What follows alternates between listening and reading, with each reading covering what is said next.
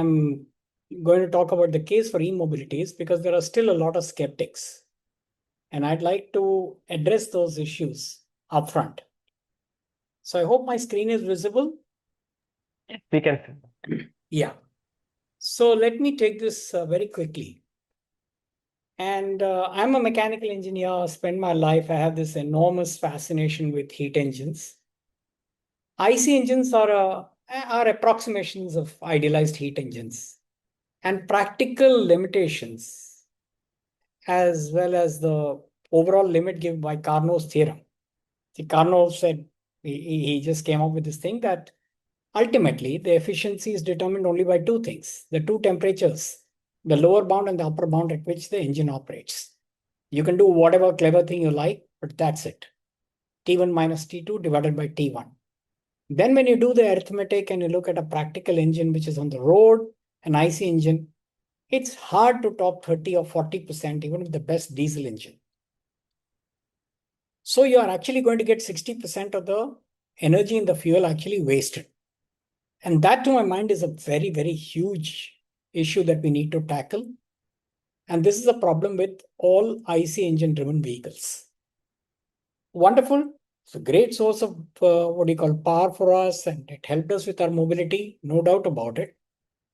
And part of me actually is pained to see that, IC engines would be on their way out. So what's the way forward? Now, what I'd like to also say over here is that if we could find a way of circumventing this boundary or this efficiency, then we would have found a solution to mobility without all the emissions and all the issues that they have. So electric vehicles have far less losses, and which is because of the fact that within the prime mover, you have fewer moving parts, so less loss to friction, parasitical losses, heat transfers to the environment and stuff like that. We're not getting into all the arithmetic over here. But we're talking about efficiencies of plus 70%, sometimes even 90%. Now, a lot of people would say that, that's just displacing the problem to the source of generation of this thing. And unless the energy generated, the electrical energy generated for the battery is through green sources, you're actually burning up fuel somewhere else, which is true.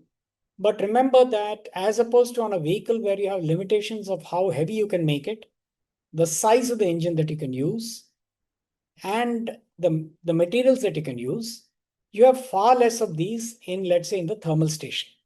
So a supercritical thermal power station could go up to 50% or even more, maybe even 60%, I'm told. So you would actually get a very efficient heat engine operating over there. And that sort of nullifies all the negatives of having emissions on a vehicle. So I think this is the way to go. And I think e-mobility that way is an absolute reality and something whose time has come. Now, there are broadly, if you look at the arguments against e-mobility, they have some validity. I will admit it: fire safety, sustainability, cost, charging infra, and supply chain vulnerabilities. In our context, I would still say, see, there are two things. One is, I don't want to confuse science and engineering. So what is possible as a limitation given by science? I told you that about Carnot's theorem. I mean, this is not something you and I can fight. It's a law of physics. Any improvements that we can make to reaching the ideal would actually benefit mankind. And here we have much more potential with e-mobility, and I shall explain why. So all the issues that you see here, some of these can be tackled through engineering and some of them through clever commercial solutions. So let me go through each one of these. Let's look at fire safety, and we must understand one thing when we say this, that on the left you have this IC engine and you have a battery, you have this EV and you have a battery pack. On the right you have an IC engine. We forget that at 3000 RPM you're talking about 12 mini explosions. And these are pretty powerful explosions per second for a vehicle driving at 3000 RPM. That is at a single cylinder. So we are talking about having managed the issue of these 12 explosions per second in a vehicle. And there are hundreds and hundreds of these vehicles all around us. Yes, the earlier vehicles were also prone to accidents. They were prone to fires. I'm talking about IC engines. And the same is true of the electric vehicles. But as I said, don't confuse science with engineering. So I believe that we're getting better. The evidence of the last 1 year or so, 1 or 2 years, yes, we had bad experiences earlier. It's a process of learning, and we definitely do not want to see accidents. They are definitely not good. And a few manufacturers who may not be very responsible rush to market with vehicles that are not as safe, and they give the sector a bad name. So I would say that this is something that will get settled. I mean, with solid state, with whatever, with so many other things that are happening, with improvements to the BMS, to the communication, and all of that. So I would say that we must see it as an evolution. That's point number one. When you talk about sustainability, I think there is a lot of apples versus oranges comparison. We forget that extraction of petroleum, transporting it, consumes a huge amount of emissions. It involves a lot of emissions. The tanker going on the seas, the oil tanker that is carrying things to the petrol bunk, to the refinery, from the bridging contracts, all of that has to be added up. And when you look at all of that, there is a significant load which you are not accounting. You might say it is getting added into the cost of the gasoline. Fine. We are adding up the operational costs. I don't think we are really accounting the environmental costs. And as I said, it's a terrible, terrible thing to spend all that money and to have something that has, this huge amount of joules per calorie and just extract 30% of it for it to operate at the wheel. And that is when it is actually operating at peak efficiency. Very often it is just at 20%. So imagine 80% of all that energy is actually going waste.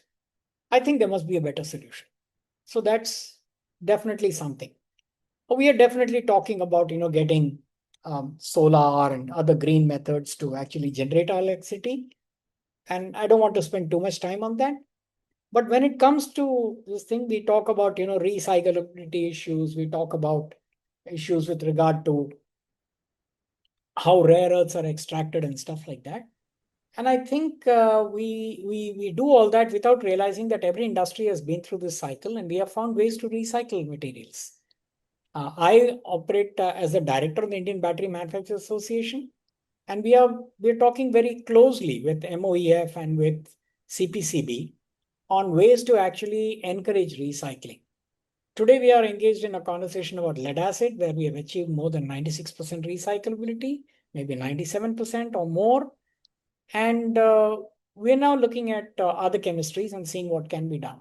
So I'm telling you that there is a lot of effort in this direction. So I wouldn't despair. What really is a problem is costs. Virtually every component, every raw material today is imported. With the rupee going where it is, I don't need to talk about it. There's a massive inflation of costs over here for Indians and for Indian consumers. So the batteries that we get today are almost entirely built on Chinese materials. The BMS is again imported. Many of the electronic components are imported. So this is something that needs to be addressed. We can only get our heads around this if we actually address this issue, which means we need some insourcing. And I don't have a perfect answer over here. I know a lot of people are working on battery management systems. I know people are setting up cell manufacturing facilities. Even if they do that, I don't think we have an immediate answer to the costs. And this is a very big driver. So as Arvind mentioned, if there is going to be a huge capex, so if I'm paying the cost of petrol for the next 10 years in the shape of capex for the battery, it is something that's going to act against transition to e-mobility, which is why there is not enough of an uptake. People are not switching to electric vehicles. The cost militates against it. So swapping is definitely a solution for certain sectors. Definitely, that's a very valid proposition. I can't say no to it. But ultimately, we must learn to make certain things over here. I will not go deeper into this because that can be the subject of a discussion. I believe that, yes, there is range anxiety, there is issue of non-availability of charging infrastructure. And so public charging infrastructure will grow. Here, I think actually OEM consortiums could play a very big part. If OEMs were to get together, they would actually be able to set this up. Not every vehicle would be, you can have interoperability and you can have swapping and all of that. And certainly what Sun Mobility is doing is definitely addressing a huge part of the problem. But we'll also need, this is what I'm saying. And as we get into more and more into e-mobility, corporations are going to mandate. Like I can see where I live in Chennai, there is a mandate for new buildings to install charging points for vehicles. So all that is solution. Having said that, where would e-mobility first take off? It would take off in perimeter vehicles, golf carts, airports, whatever. To in delivery vehicles, where and commercial transportation. So delivery vehicles, Swiggy, Zomato types, where you can come back and get it recharged or swapped or whatever. Commercial vehicles like you saw that auto rickshaw or buses, e-buses. But we also need to solve the problem for cars and for trucks and tractors and whatever. So we do need to solve all of that. But I think I'm hopeful. The biggest thing I would say in that is in favor of e-mobility is what you can do with e-mobility, what you can do with that electronics is that you can extract data real time, build up huge reservoirs of the data to improve what you're doing. So I am very hopeful with all that information that is being collected. Our engineers will work on this and we would actually see dramatic advances. So 10 years from now, when we're talking, we'll be talking about a different world. And that's my conviction because this you can't do with IC engines. They have reached the limit. And collecting data about IC engine performance and all of that real time is not so easy. So I'm very hopeful. And that's my case for e-mobility. I'd welcome questions and I hope I can answer some of them. Thank you very much.